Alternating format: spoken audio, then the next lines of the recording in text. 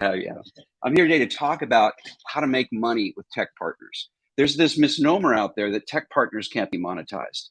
Well, we just joined with Chris Lavoie, who you may know is now part of Digital Bridge, and we've been working for quite some time on producing a comprehensive playbook on how to make money with tech partners. And the coolest part is it can be done in a down market. So I'm here to talk about a flywheel that we introduced at PLX. Now we're bringing it to the next level of tactics by talking about how to turn it on in a down market and how to make it really tactical and operational. But of course, there's a lot of potential in your customer and partner ecosystem. Mind share, pipeline, value to customers, lowering risk. There's 12 or 13 different major strategic advantages that we know. But the challenge really is how do you unlock that potential, especially when you have a super challenging year. And so I want to just say that I have buku empathy for all you out there, because I think that this is going to be one of the most difficult years. But it's possible to unlock this potential if we focus on proven strategies. If you have a strategy that has a playbook that has worked before and there's a case study for it, you're going to be able to generate meaningful results. But the real key is not to spread yourself across a whole bunch of activities, but to find the places where you can generate the most NRR, ARR, NPS, and reduction of churn, and turn that on for your CROs so that they're going to give you the willingness to give you more money. And what we're going to talk about today is a playbook that actually can start to deliver meaningful results in 90 days. So let's talk a little bit about dependencies. So of course, we're talking about tech partnerships, and we're really zooming in on that middle part of Jared's tech partner program, the ISV program. These are peer companies or larger companies than yours with whom you have validated integrations, where you've got better together stories, where you've got content built around validated joint solution use cases, and where you commit, and this is what this presentation is all about, to building a reciprocal partner referral flywheel. So what are the outcomes that we are able to see having done this now and having a case study that validates that it works?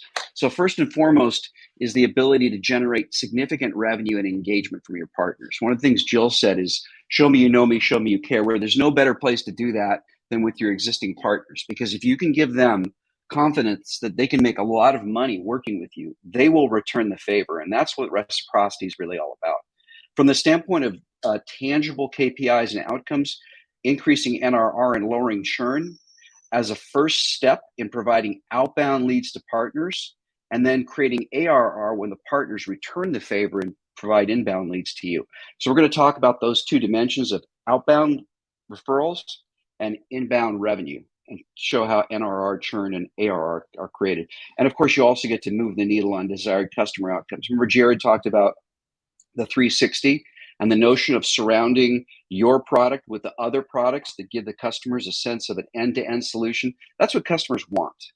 Customers want these end-to-end solutions, and we are failing to give them to them if we don't have a reciprocal flywheel that drives partners in and then allows us to drive into the partners' accounts.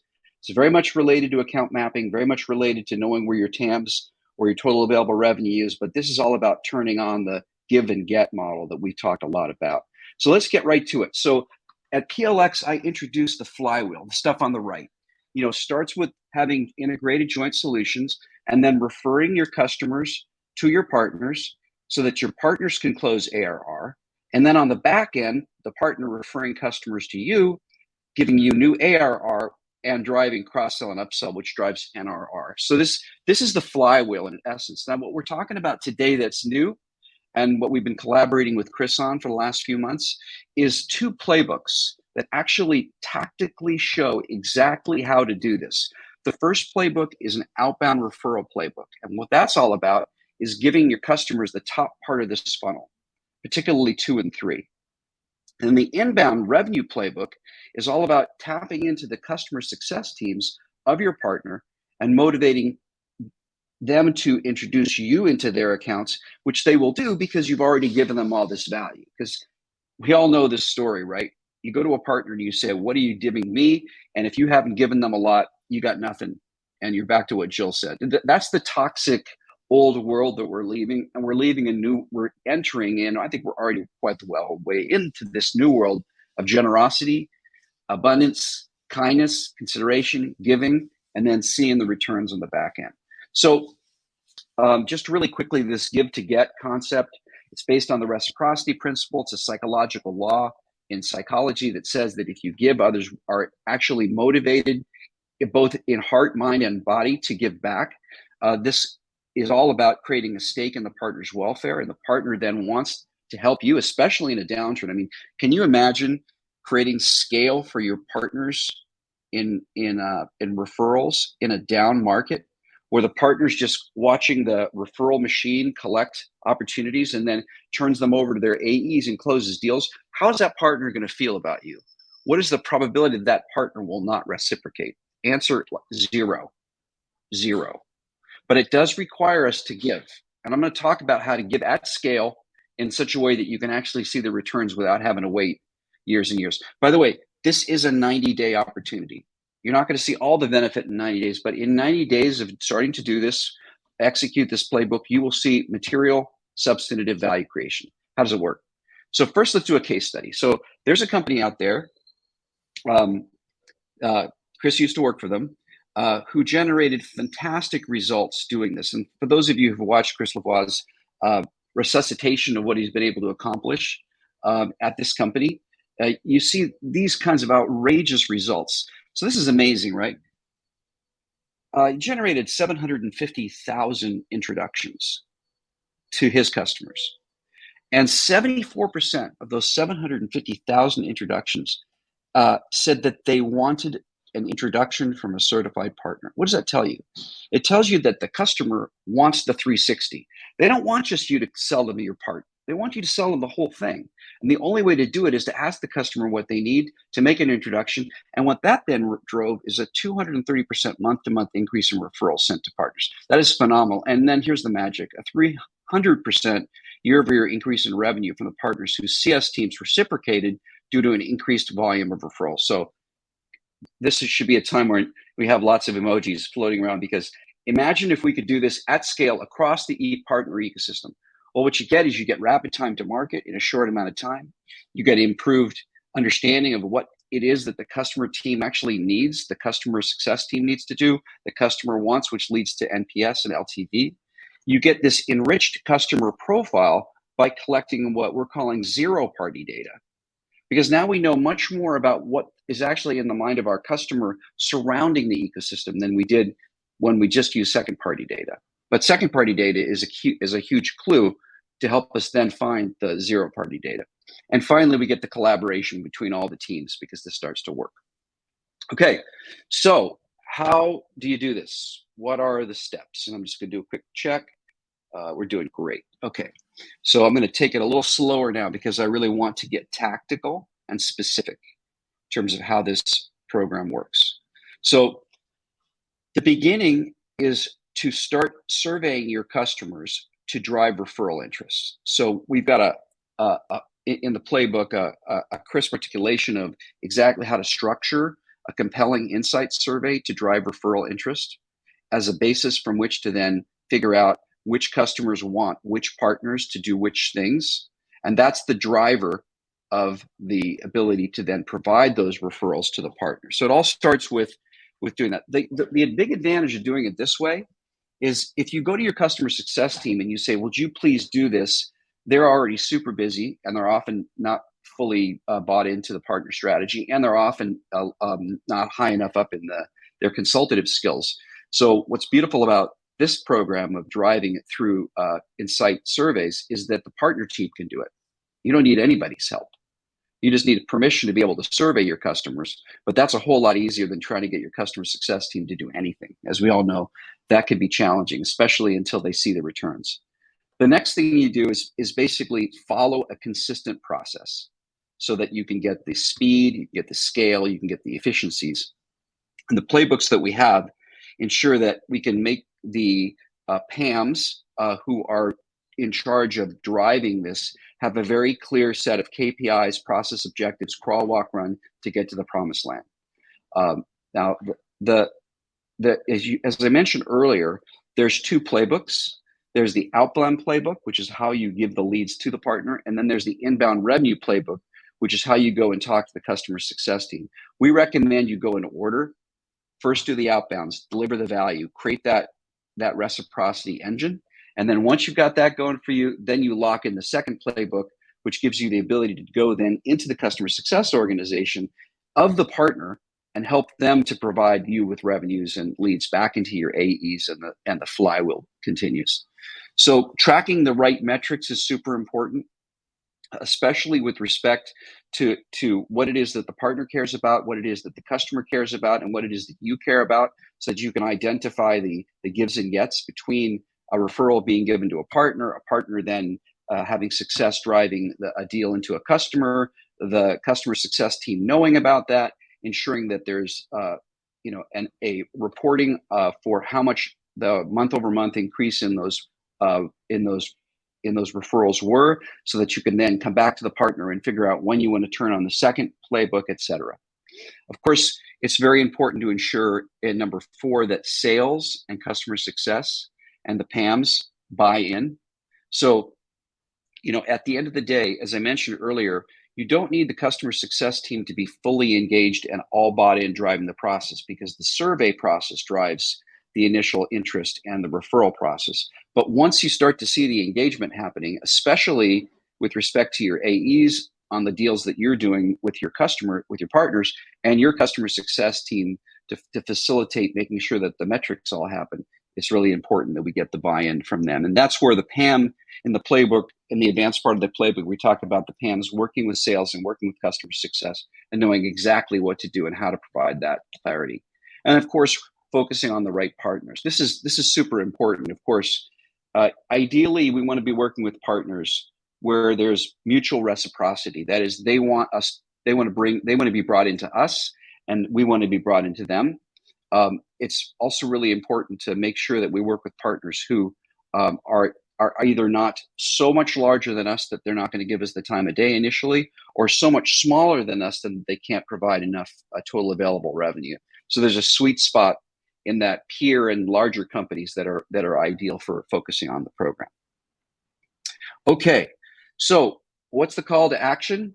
How do we make this happen? Please reach out to Chris or me. We're offering free coaching sessions to anybody that's got a tech partner program and wants to learn about the playbooks. We'll be in a position of showcasing the playbooks in Q1. Both playbooks will launch in Q1. And you can use this playbook on your own to design your own referral flywheel. Of course, we're here to help you if you like that. And we're really excited about knocking it out of the park in 2023 with this proven model. So with that said, there's information on Chris and I, and I'm going to stop sharing right now and open it up for questions. So let's see what we got here.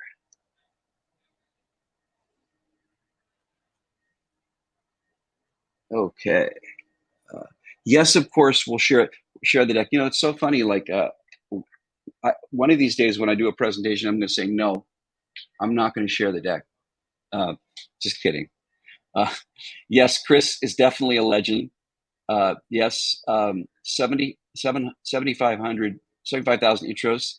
That's correct. Let's see. Yes, 74% of the customers said that they actually wanted it. Awesome. And I'm super excited to talk to you guys. Who's got some more questions? Who has a question that why they don't want to do this? Why do you not want to engage a reciprocity flywheel in your tech partner program? Let's have that. Or what are some of the biggest challenges that you're facing in relationship to it? Like, do you feel like you're not quite ready for it because maybe you don't have the right better together stories, or your integrations are not done, or perhaps you feel like there's another barrier? Okay, great. So Mikdad asked, what are the ways in which accountability from partners can be maintained? Okay. Well, the first thing to do is to agree on a reporting cadence, which I mean by that, if we are providing a certain month-over-month increase in leads between us and another partner, we want to basically have monthly reporting that shows that happening. And it's going to all start to get exciting because all that stuff's going to go through Slack channel, and it's not just a bar chart, but it's all of the actual leads that are being provided on a day-to-day basis. And so the partner account manager, we recommend a junior PAM, and we're actually doing this as a managed service too, but we recommend a junior PAM who basically assigned the full-time job to do this in order to ensure that all that tracking and all that accountability can happen. Okay, so Adam asks, Adam, you could ask the question live. Let's see. Getting CSMs to open up to help partners isn't always the easiest. Do you have a recommendation and best practice on how to get them to do that? Yeah, absolutely. Absolutely. Well, the first and most exciting thing is that you don't really need the CSMs totally on board if you're doing the surveying of your customers. You can essentially inform the CSMs and say, hey, by the way, I'm reaching out to your customers. This is what I learned. So if you think of a RACI model, it's less responsible and accountable and more consulted and informed. Now, eventually, as we come back to cross-selling, upselling after that partner deploys the integration and we have the better together use case deployed, then that CSM is probably going to be asking questions like cross-sell, upsell, and then they either engage the AE or the CSM sometimes have cross-sell, upsell. So initially, it's an inform and consult. Ultimately, it's all hands on deck. So let's see. So James asks, getting departmental buy-in and down market sounds easy, but people put their head in the sand. How to truly overcome this? Okay, this is great. The one thing that's really awesome about having a banger case study is that we can put a CRO in front of them and say, this changed our business. Would you like to do that too? So if we were in conceptual mode, then I would agree with you. But we have some super solid data points that show that this works, and it works in a short amount of time. So that's the important data point is show them the actual answer. Don't promise them a bunch of stuff if you don't have the data points to support it. Okay. All right. Let's see. So Alex asked, bake partner responsibilities into each account's customer success plan, so it's part of their standard process. This is great. Thank you so much, Alex. So one of the things that we're doing in the advanced version of the flywheel is partnering with Forecastable. You saw that we were partnering with Forecastable and also with Sales Edge from Crossbeam as an advanced opportunity to take the flywheel model and add process layers to it. So Alex, if you haven't seen my presentation from PLX, I strongly encourage you to check that out because Alex gave some great examples of how the co-selling process, when it's process managed, is really advantageous. And in a certain degree, that answers part of the question I think that you were asking, James, and also another question earlier was how we drive accountability is to bake in sales plays into CS and AE teams once they see that now we can do this at scale. So really what the flywheel does is provides the reciprocity at scale. It provides the referrals and the revenue and the inbound revenue. And then we start to need process. We need Sales Edge to be able to manage the relationships and create more collaboration between the teams.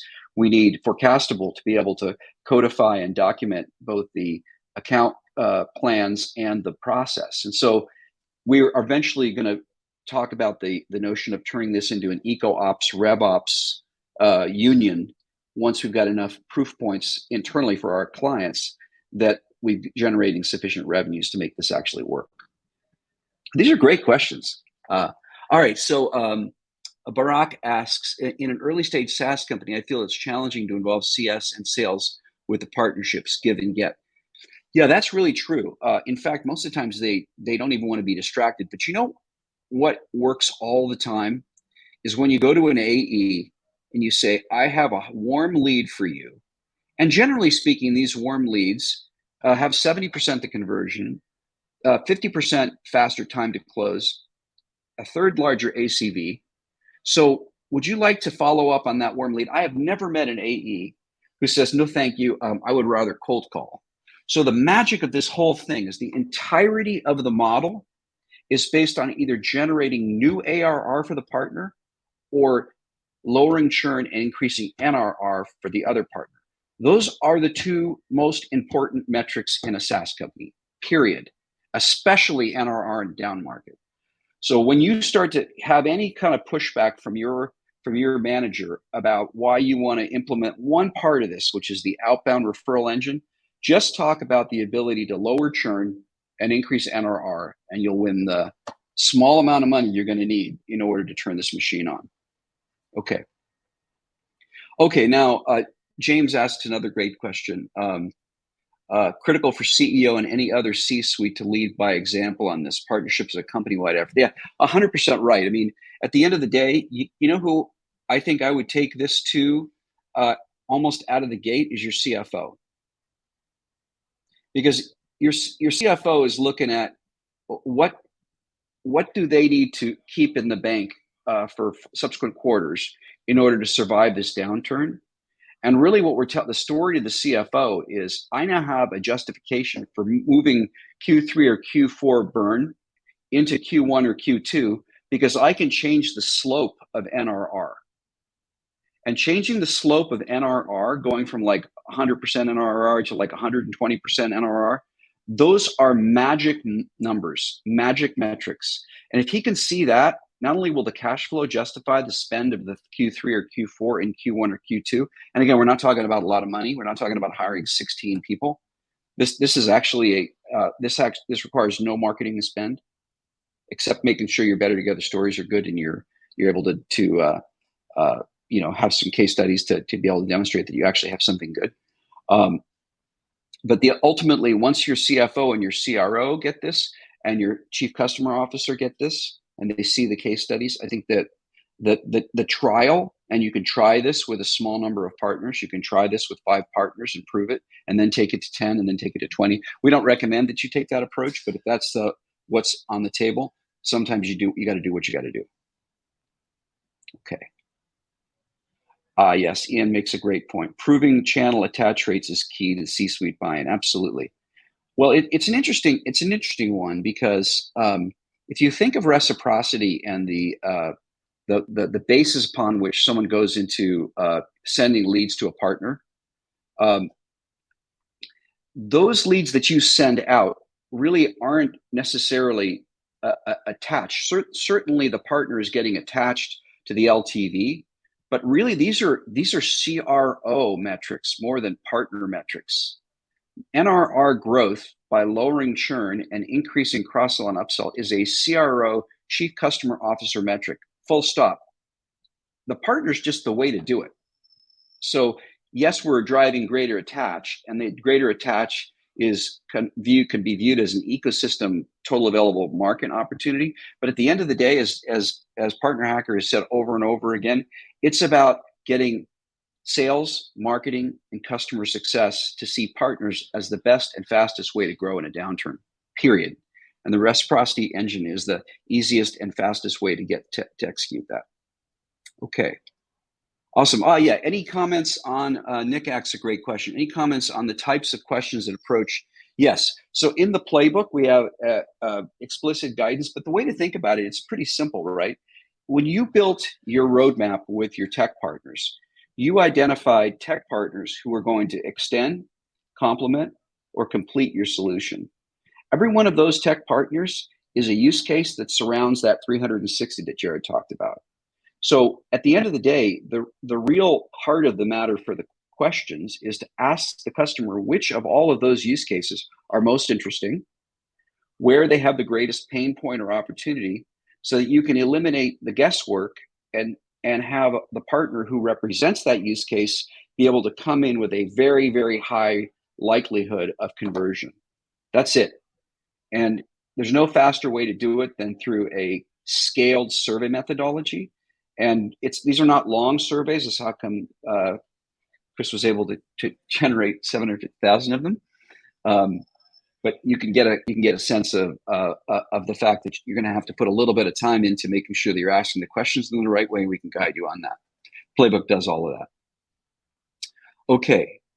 All right. Well, I think we are good to go. Take a couple more questions. If anybody hasn't asked me the banger question, I can't believe, Isaac, you've not asked me the banger question yet, and saying, the real tough one.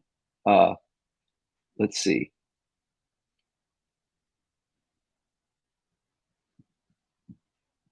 All right, I think we are good to go. I'm going to turn this back over. And again, DM me or DM Chris, and let's rock and roll. Once you give an interest, we'll send out calendar links. We're planning to spend most of Q1 um, basically doing coaching at no cost and offering the playbook to those people that think they're interested in making this engagement. We can't wait to see what you guys can do with this process. Thanks so much.